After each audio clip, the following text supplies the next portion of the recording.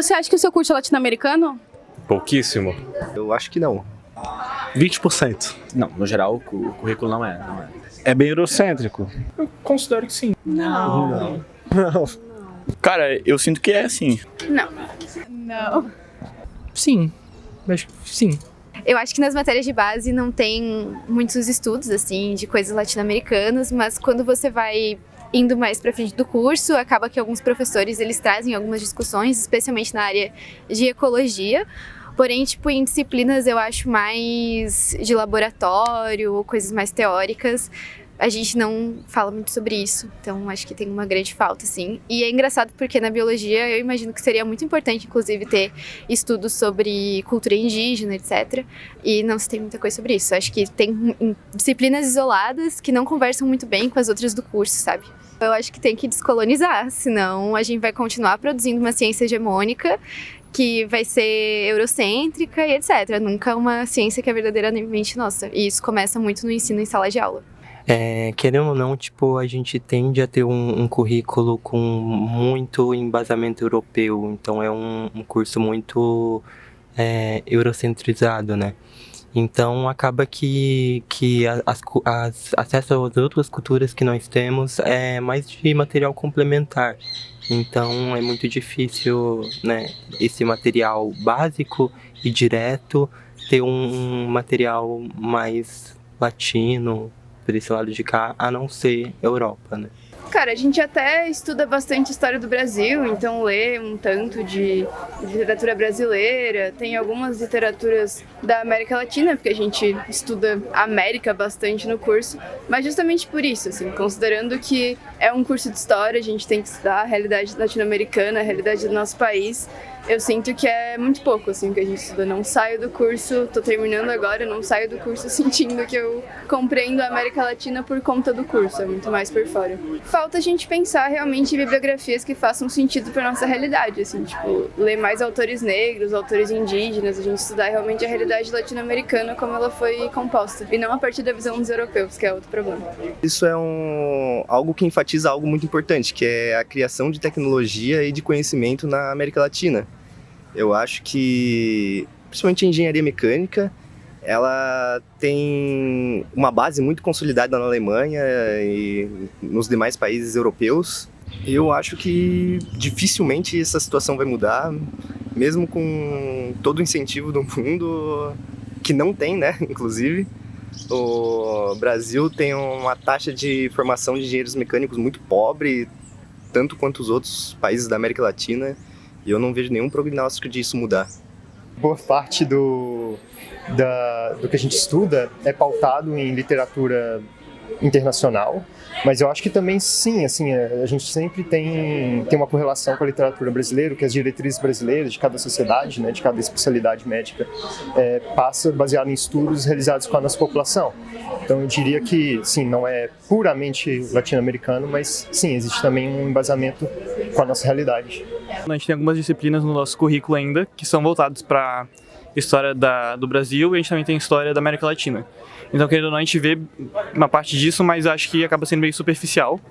Acho que a gente poderia focar mais nisso, ainda mais pensando no aspecto geral da arquitetura que a gente estuda muito mais arquitetos europeus e, enfim, engenheiros europeus e tudo mais voltado para a Europa, América do Norte, enfim, e um pouco do Brasil, né? A gente não vê muitos arquitetos brasileiros, coisas do tipo. A gente vê também bastante da arquitetura brasileira, porque ainda não é do nosso cotidiano, mas acho que poderia ser mais trabalhado principalmente em obras, tipo, em níveis maiores, realmente está dentro do currículo de estudo, porque, por exemplo, a gente vai pensar em um arquiteto famoso, a gente vai ser história da arte. Os grandes arquitetos que vêm são, sei lá, Le Corbusier, Frank Lloyd Wright, acaba que, sei lá, ali na Bobardi a gente vai ver mais, tipo, pensando, tem o MASP, mas a gente não se aprofunda muito nisso. Que vivan los estudiantes, jardín de nuestra alegría. Son aves que no se asustan de animal ni policía. Y no le asustan las balas ni el ladrar de la jauría. Caramba y samba la cosa, que viva la astronomía. Caramba y samba la cosa, que viva la astronomía. Olá a todos, sejam bem-vindos ao primeiro episódio do programa Que Vivam os Estudantes, produzidos por nós, bolsistas aqui do Instituto de Estudos Latino-Americanos da UFSC. Meu nome é João Gaspar, eu sou acadêmico do terceiro período de Relações Internacionais aqui da UFSC. Eu sou Juan Mas, eu sou estudante de Economia e estou na 5ª fase. E hoje nós vamos fazer então uma discussão sobre a problemática do caráter latino-americano dos nossos currículos aqui da UFSC. Tentando entender se os nossos currículos são latino-americanos, não são, em que medida são ou deixam de sê-lo. E a partir das entrevistas que a gente já coletou, que a gente já apresentou para vocês, eu acho que já dá para embasar uma discussão bem interessante sobre a opinião geral assim, dos estudantes a respeito dessa problemática. Bom, para começar, que os estudantes eles interpretaram, pelo fato da pergunta ter sido bem ampla, os estudantes interpretaram ela de 2 maneiras diferentes. Algumas pessoas levaram por uma via mais da presença de autores mesmo e professores latino-americanos, que é uma via, digamos assim, mais identitária, no sentido de haver uma identidade latino-americana por parte do corpo docente e do material pedagógico no curso, nos cursos, e outros estudantes interpretaram por uma via que a gente considera mais frutífera, que é da problemática latino-americana e da presença de questões latino-americanas nos cursos e nos currículos. Então, por exemplo, a gente entrevistou um rapaz da engenharia mecânica, se eu não me engano, e ele falou sobre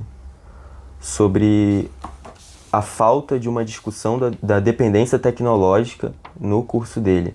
E não só a falta de uma discussão da dependência tecnológica, mas a falta de uma busca por parte de toda a engenharia no geral, de uma independência tecnológica e produtiva da América Latina.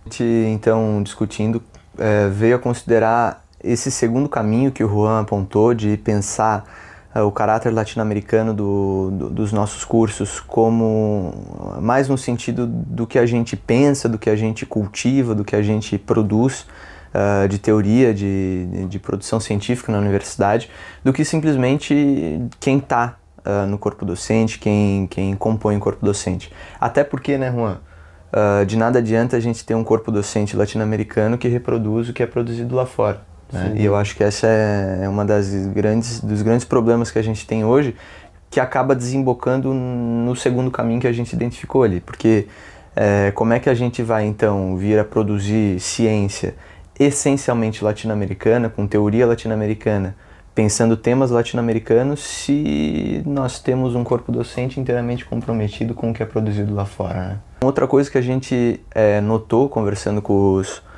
os nossos colegas aqui da UFSC, de diferentes cursos, é como a maioria deles falou que o currículo não era latino-americano, no sentido de que não falava de coisas latino-americanas, não trazia autores latino-americanos, mas que essa falta era compensada, minimamente que fosse, pelo esforço dos professores.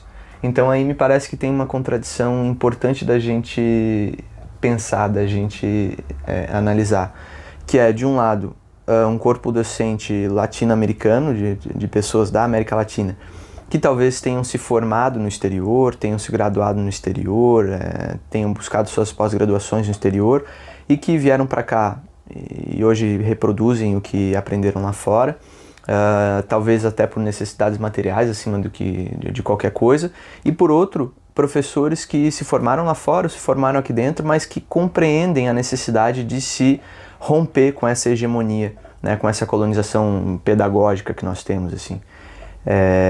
De modo que nós temos aí então um corpo docente que, ao mesmo tempo que contribui para a reprodução dessa hegemonia no pensamento, é o único responsável por romper com essa hegemonia do pensamento, porque o currículo, o que a gente viu pelo menos com os nossos colegas, é que o currículo absolutamente não abarca, de fato, temas latino-americanos, autores latino-americanos, né, Juan? Como é que é na economia isso aí, cara?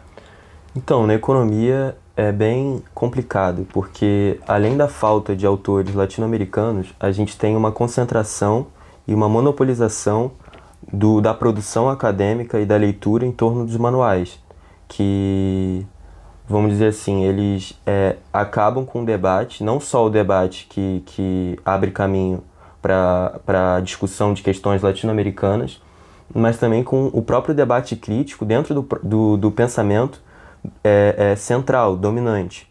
Então, quando você pensa que existe a possibilidade de haver divergências teóricas dentro da própria produção acadêmica nos países centrais, isso abre espaço para existir uma perspectiva crítica que possa ser utilizada por nós latino-americanos, quando a gente produz a partir daqui. Então, quando você concentra toda a produção e toda a leitura das matérias em meia dúzia de manuais, isso cria uma monopolização do pensamento que vai bem na linha dessa tendência do capitalismo imperialista de concentração dos capitais e que gera, por outro lado, uma concentração ideológica também. E, enfim, isso é uma questão que é bem pertinente na economia, essa falta de debate crítico, não só da questão latino-americana, mas também de qualquer debate crítico que seja. Nas relações internacionais a gente tem algo bastante parecido, ainda que para nós a questão dos manuais não seja tão aparente. Assim, a gente também tem, mas mais no primeiro período, assim. Depois a gente já vai consultando os autores na fonte.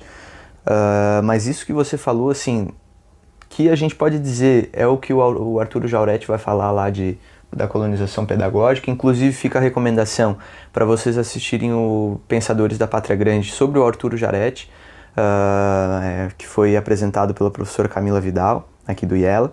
Essa colonização pedagógica nas relações internacionais eu vejo que se expressa nos autores que a gente escolhe.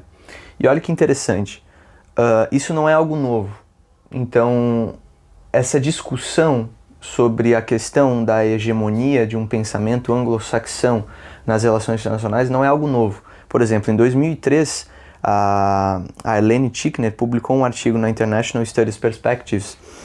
O artigo se chama Escutando Vozes Latino-Americanas em Estudos de Relações Internacionais, que ela faz um estudo quantitativo e qualitativo sobre vários aspectos dessa hegemonia anglo-saxã nos currículos de relações internacionais e nos departamentos de relações internacionais de modo geral na América Latina.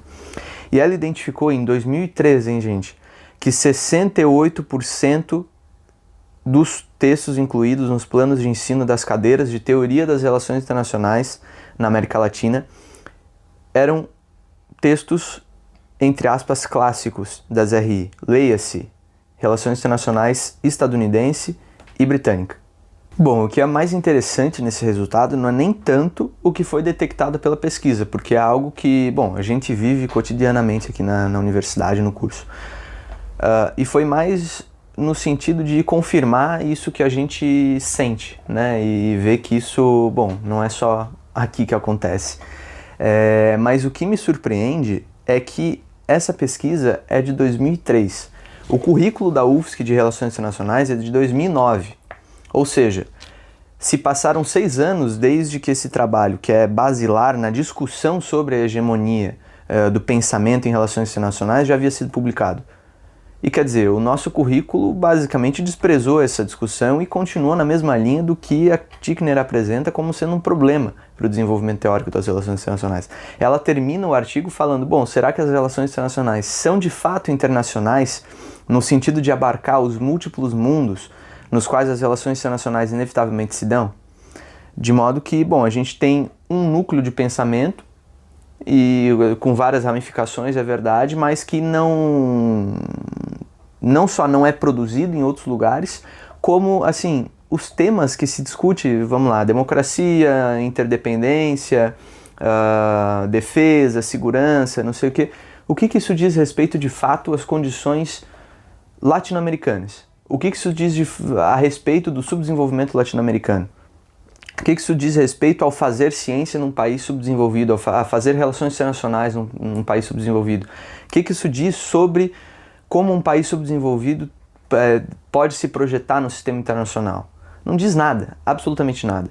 E o problema é que, uma vez que a gente não passe para o nosso graduando possibilidades de pensamento exteriores a esse núcleo anglo-saxão, como é que ele vai desenvolver qualquer tipo de trabalho que diga respeito à sua casa, que diga respeito à América Latina, né?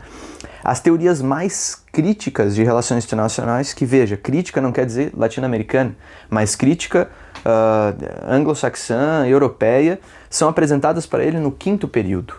Ou seja, já muito para o final do curso, de modo que, bom, a gente coloniza o estudante, no 5º período dá rapidamente uma série de teoriazinhas críticas e de Latinoamérica nada. Ou seja, a gente não vê nada de escola autonomista, nada das teorias da dependência, nada de realismo periférico, que úteis ou não, ao menos mostraria que, bom, desde a América Latina se produz relações internacionais. E não só, mas teoria de relações internacionais. E por que isso não está no currículo? É algo a se pensar e que vem sendo pensado desde 2003 e o nosso currículo passou por cima absolutamente. O João mencionou que o currículo dele é de 2009 e eu estou aqui com 2 currículos da economia, um de 2009 e outro de 2019. O currículo ele passou por sucessivas mudanças, então já é um debate antigo essa questão curricular. E é possível observar, justamente nessa comparação desses 2 currículos, uma queda na qualidade do curso, principalmente na questão do debate crítico. Porque se você for olhar o currículo de 2009, a disciplina de História Econômica Geral aparecia logo no 1º semestre. E no currículo atual, ela aparece no 4º semestre e é dada por um professor substituto, que não é da economia, que veio de outra área e que não entrou por concurso. Então isso é um problema muito sério. Se você deixa de lado o estudo da história, não vai ter como você enxergar relações concretas de dominação que existem de fato na realidade econômica. Então fica só no campo de modelos abstratos e você deixa de enxergar a realidade em si e como ela está estruturada. E, bom, além da perda, ou melhor, da mudança de fase na disciplina de História Econômica, a gente também perdeu a disciplina de Economia Política 3, que debate justamente a questão do capitalismo mundial e das teorias de imperialismo a partir da perspectiva marxista e das teorias de dependência. Então, essa perda da Economia Política 3, que deixou de ser uma matéria obrigatória e se tornou uma matéria optativa, é sintoma justamente dessa mudança curricular, dessa perda de qualidade do currículo. E, bom, por que eles fizeram essa mudança curricular? O que está por trás disso é justamente uma tentativa de adequar o curso de economia às exigências da ANPEC. Mas no final das contas, se você for ver, não existe, de um lado, o pessoal do mercado ficou desagradado, porque, segundo eles, e de fato, faltam certas matérias que permitam, justamente, análise de mercado mais práticas. Desagradou também o pessoal da teoria, porque o debate teórico não é aprofundado, é extremamente superficial. E, no final das contas, também não é um curso que prepara de forma adequada para a prova da ANPEC. Então desagradou gregos, troianos e fenícios. Desagradou os 3 grupos de pessoas. E se você for ver, o mundo das optativas é muito diferente do mundo da realidade. Justamente porque a quantidade de optativas ofertadas é muito grande. E existe a possibilidade de você se especializar na questão e no debate da América Latina a partir das optativas. Tem a optativa de Economia Política 3, de Economia Política Internacional e de Economia da América Latina. Só que, na realidade, a única optativa que é ofertada dessas 3 é a Economia Política 3. Então, existe uma diferença muito grande entre o que está na grade curricular e o que é ofertado na realidade das optativas. Cara, tu tocasse em 2 pontos, na verdade, fundamentais, eu acho, para a discussão, que é a questão da prática e a questão das optativas. Começando pela questão das optativas, isso é algo que a gente sente em relações internacionais de uma forma diferente da economia, mas ao mesmo tempo igual. Então é aquele negócio, não é o mesmo, mas é igual.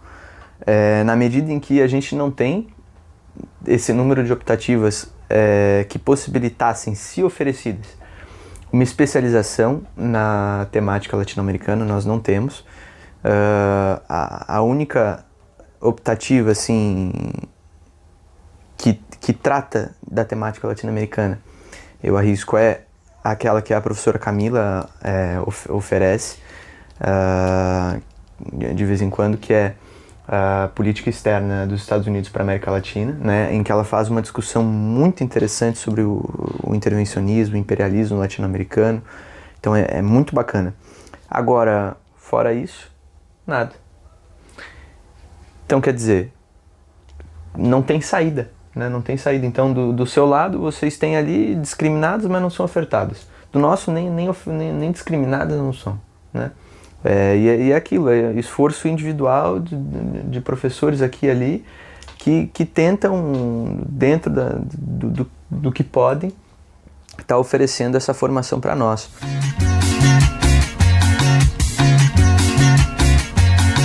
Oi, hoje o De Estudante para Estudante tem uma indicação para você. A gente indica o documentário chileno dirigido pelo Patrício Guzmán, que se chama O Botão de Pérola.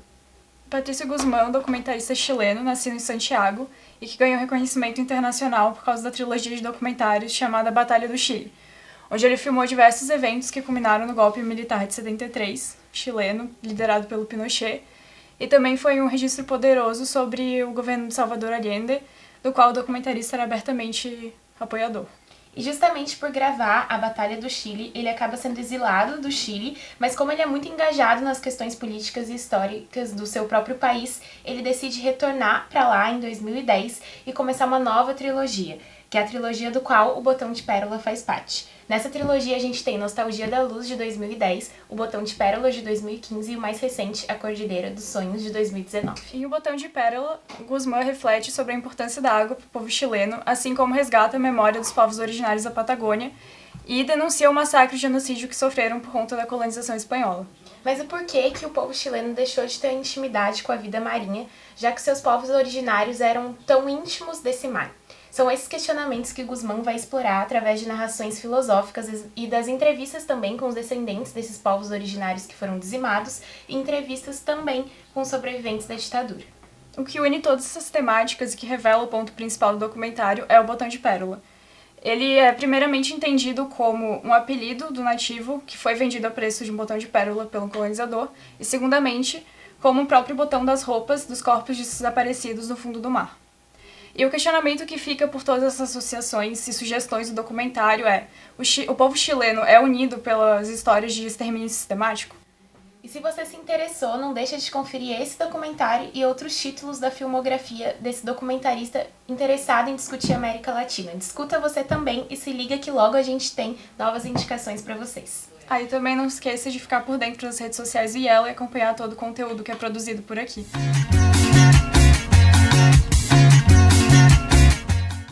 Essa pressão para que tenha mais disciplinas de análise de mercado, análise de capital, enfim. Nas relações internacionais a gente tem algo semelhante com o comércio exterior, né? E é algo de se pensar assim, na medida em que nós temos, por exemplo, disciplinas de estatística, de microeconomia, de macroeconomia, de negociação internacional, de comércio exterior, de economia internacional 1 e economia internacional 2, que no currículo, olha como aparece, economia internacional 2, entre parênteses, finanças. Então, quer dizer, é uma clara tendência do nosso curso de buscar disciplinas mais apegadas à prática, né? Se são úteis ou não é outra discussão, na medida em que microeconomia e macroeconomia talvez não sejam tão úteis, mas depende do que a gente considera por utilidade, né? Agora, que são mais afeitas à prática, né? A serem instrumento de alguma atividade profissional, de fato elas são. E eu acho que isso é o outro lado da moeda, né? A outra face do desprezo que nós temos pela teoria de modo geral. No meu curso eu sinto isso muito claramente. Nós temos 2 cadeiras de teoria das relações internacionais. Então, quer dizer, o fundamento da disciplina, o instrumento de desenvolvimento teórico, de construção teórica da disciplina, de desenvolvimento científico, nós temos 2 cadeiras. Em comparação com todas essas daqui que são muito mais próximas da prática. E a gente sente isso em sala. Então, quer dizer, a proximidade dos nossos colegas com ação júnior, com essas empresas júniores de comércio exterior, não sei o que, é muito maior do que com grupos de pesquisa, do que com grupos de extensão até. Então, eu acho que isso é sintomático desse processo mais amplo que a gente está discutindo aqui. E veja que interessante. O Mearsheimer, um realista, um autor realista de relações internacionais muito popular, ele tem um textinho dele que foi publicado na International Studies Review em 2016, chamado Hegemonia Benigna. E o que ele aponta? Que, bom, os assuntos que interessam aos estudantes de relações internacionais são os mesmos em todos os lugares do mundo, e a gente não tem uma hegemonia sobre os assuntos. As coisas vão surgindo aí. O que nós temos uma hegemonia é sobre a teoria. Agora, sobre como essa teoria vai ser aplicada, os temas nós não temos uma hegemonia. Que os temas sejam os mesmos não é um problema nosso. É um fato que a gente encontra no mundo. E eu acho que isso casa muito bem com o desprezo pela teoria e o apego à técnica, o apego à prática, né? Porque se nós não cultivamos a teoria, então quer dizer, como é que a gente vai conseguir romper com essa hegemonia que se tem aí, né? E assim, como se pudesse separar teoria e objeto, né? A teoria é o fundamento do fazer científico, é o fundamento da compreensão do mundo, né? Então, quer dizer, a gente se apega à prática, vai discutir coisas que vêm lá dos Estados Unidos, da Europa, coisas temáticas essencialmente alheias à realidade latino-americana. Então, quer dizer, no direito internacional a gente discute integração europeia, a gente discute direito ambiental, a gente discute COP, não sei o quê. Por que um país subdesenvolvido está discutindo direito ambiental, Juan? Complicado. Tem gente que, assim, uma porcentagem grande da nossa população que absolutamente não tem a possibilidade de pensar porque tem que se sujeitar ao trabalho para ter o que comer. Gente que não tem o que comer. E a gente discutindo integração europeia, a gente discutindo a legislação ambiental da Europa, a gente discutindo o direito ambiental internacional de modo geral. Então, quer dizer, mas isso é prático, né? Então, quer dizer, é coisas que a gente vê aí acontecendo, é útil saber disso para buscar emprego em organizações internacionais, e o comércio exterior é útil, nem se precisa dizer porquê, e os manuais, em comércio exterior a gente usa manual, hein? Manuais sempre estadunidenses, claro. Então, quer dizer, o Mearsheimer acertou quando ele falou que os temas são os mesmos, os temas que interessam aos estudantes de RI são os mesmos em todos os lugares, que eles têm hegemonia na teoria, é um fato. Agora, o Mearsheimer fala que, bom, é difícil que surjam novas teorias ou que se mudem os rumos dessa hegemonia, porque o que podia ser feito já foi feito. E eu concordo com ele, Juan, mas assim, nós também fizemos, né? Será que não é hora da gente buscar o que a gente já fez? Então, quer dizer, a não ser por esforços bastante esparsos de alguns professores, a gente não tem contato no meu curso, eu imagino que no seu tampouco, com o estruturalismo, com as teorias da dependência, com a escola autonomista, o realismo periférico. Então, teorias latino-americanas, perspectivas latino-americanas, que, veja, não são novas, já foram feitas, o Mearsheimer está certo, mas elas são capazes de mudar o rumo da hegemonia. E por que a gente não revisita elas? Elas estão dadas, tem todo um esforço muito grande nas relações internacionais, desde há algumas décadas, de buscar essas produções teóricas que contribuam de alguma forma para as relações internacionais. De identificar, por exemplo, a TMD, a Teoria Marxista da Dependência, como teoria de relações internacionais, né?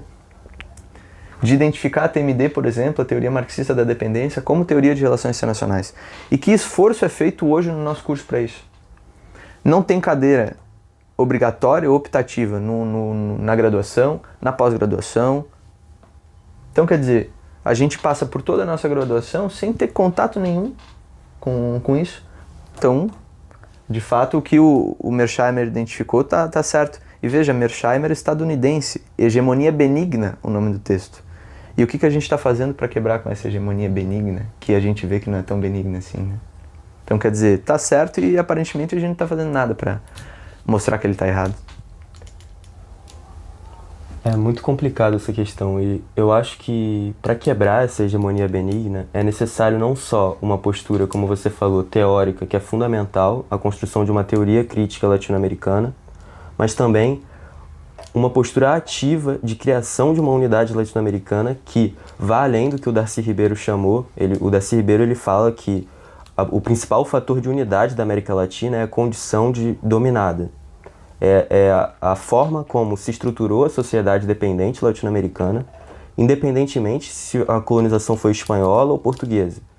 Então, os fatores fundamentais de semelhança da fisionomia dessas sociedades é a condição de serem países dominados, desde as suas formações.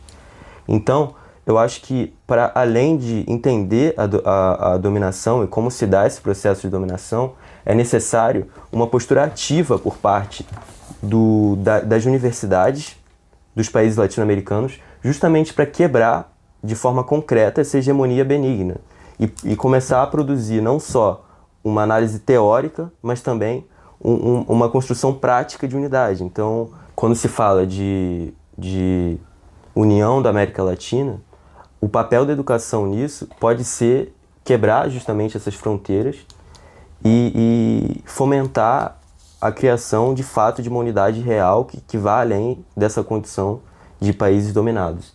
Eu acho que é fundamental essa postura ativa para criar essa hegemonia que, de forma muito infeliz, foi descrita como hegemonia benigna, né? Essa postura combativa, né, esse esforço contra-hegemônico, eu acho que tem que partir dos estudantes de um lado, mas dos professores de outro também, né? Nós, estudantes, hoje eu não sei se tu vê, mas eu pelo menos não vejo um debate sério, comprometido com a América Latina sendo feito por nós, estudantes, sobre a questão dos currículos universitários, sobre a composição dos nossos planos de ensino. Não vejo isso, assim, né? Falando com os estudantes, eu vi que tinham sentimentos esparsos, assim, né? Aquele sentimento de, pô, mas isso isso é legal, porque talvez seja um dos motivos do porquê que os nossos cursos têm uma evasão tão alta. Um dos motivos.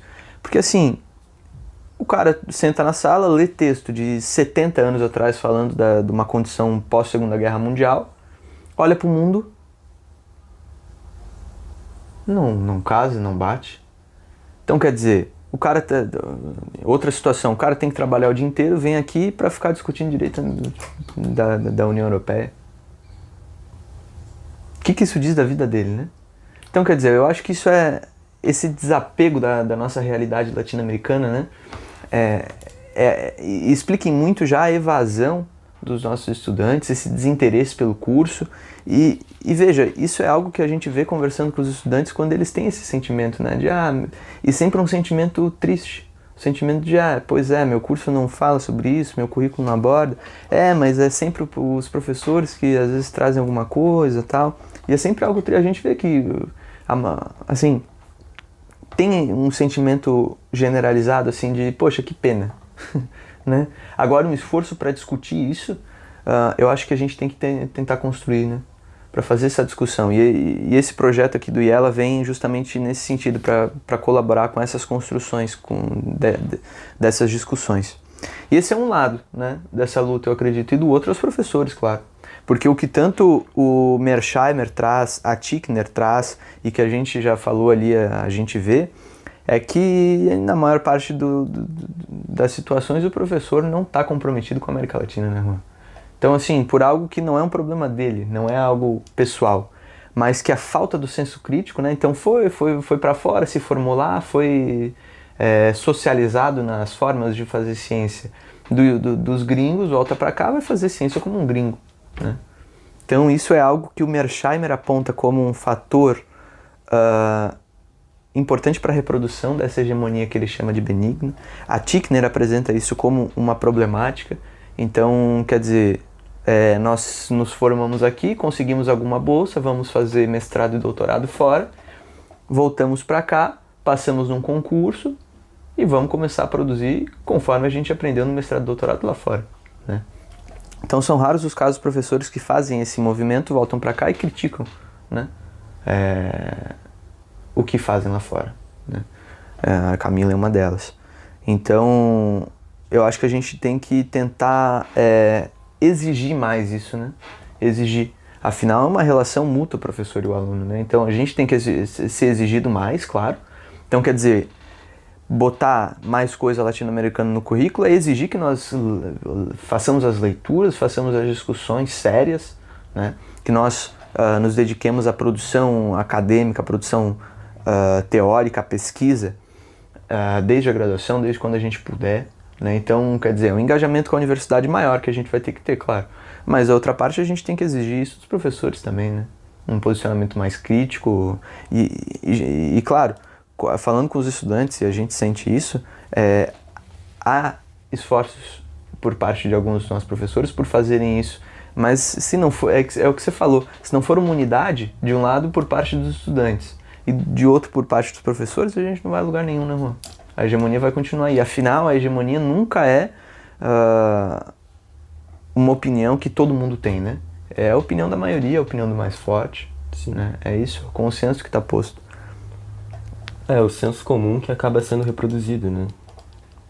Independente da esfera social, ele é reproduzido de alguma forma. Claro. Então, quer dizer, relações internacionais como um negócio de estratégia, de guerra, o direito ambiental como, meu Deus, temos que discutir o meio ambiente. Então é isso, assim, essa transposição e aquele processo da decadência ideológica, da vulgarização teórica, né? Que a gente vem discutindo no Instituto de forma mais ampla. E como é que tu vê isso, cara? Associado com a nossa condição de dependência, assim. Cara, é bem complicado, porque o papel da universidade, como você falou, nessa construção, que seja tanto por parte do professor quanto por parte do aluno, ele é importante, é fundamental, mas ele também está limitado.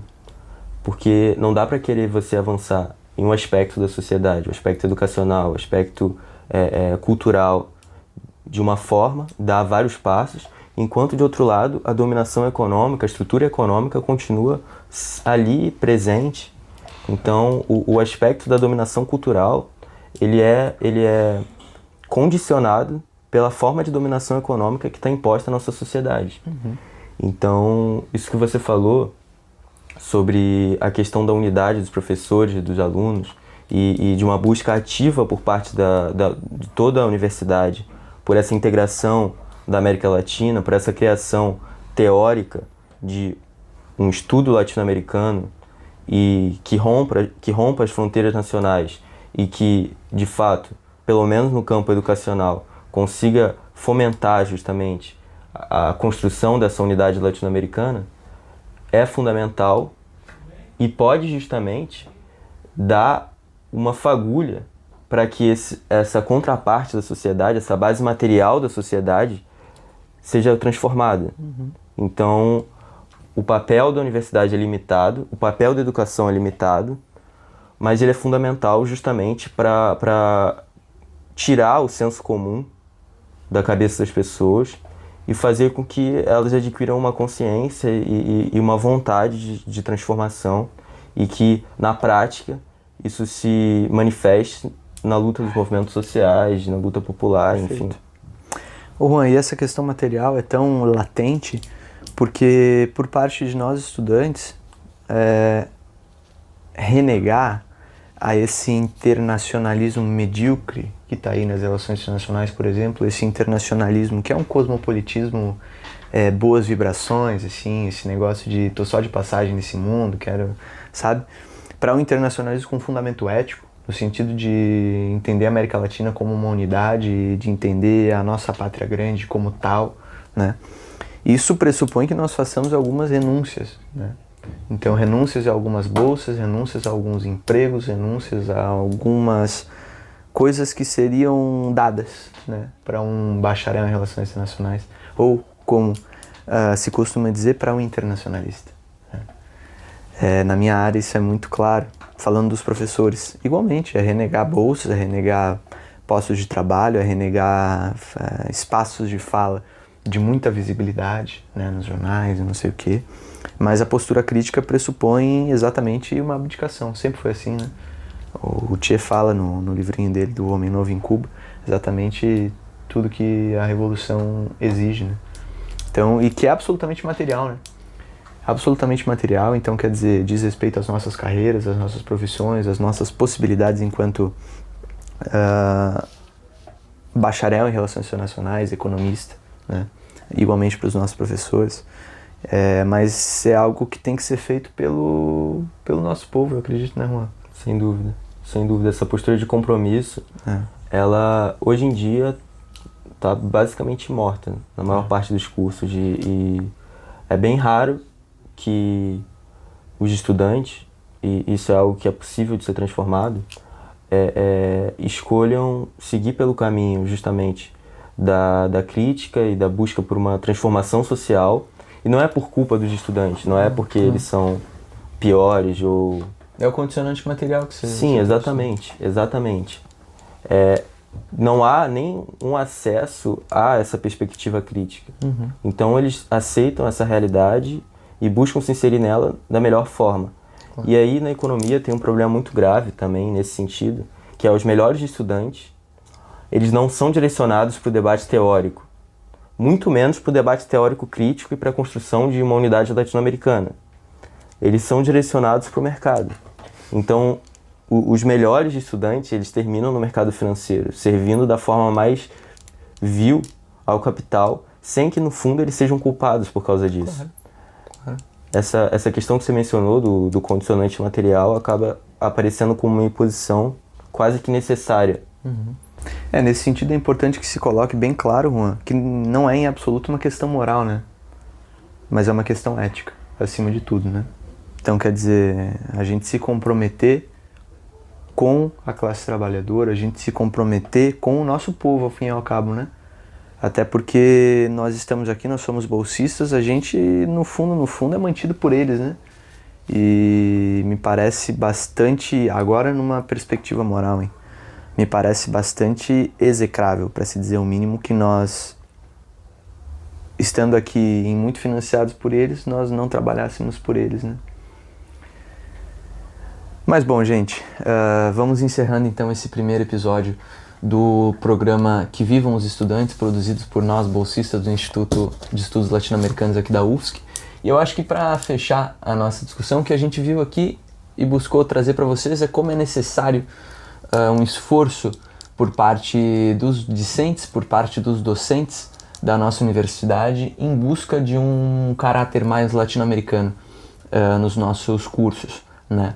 Isso tanto na questão das leituras que a gente faz, de como a gente se envolve com a academia, do que a gente busca profissionalmente, de como a gente se coloca enquanto profissional formado em Relações Internacionais, Economia e outros cursos além. Mas particularmente quanto à questão teórica, Juan, que eu acho que diz respeito, é algo mais claro, né? Porque diz respeito aos nossos currículos, às leituras que a gente faz. Eu quero fechar com uma frase que o Maicon Cláudio da Silva, secretário aqui do IELA, coloca na sua tese de doutorado. Ele diz assim: assim como na fictícia Macondo, de Gabriel Garcia Marques, onde o mundo era tão recente que muitas coisas careciam de nome, e para mencioná-las, deveríamos apontá-las com o dedo, as particularidades do desenvolvimento capitalista dependente também careceram por muito tempo de categorias e definições próprias que lhe dessem sentido e garantissem plena compreensão. Quem veio a contribuir para que nós pudéssemos entender mais nossa realidade foi as teorias da dependência, com destaque para a teoria marxista da dependência. Isso na economia, e claro, se expande para relações internacionais e várias outras áreas, mas para ver que é possível fazê-lo, né?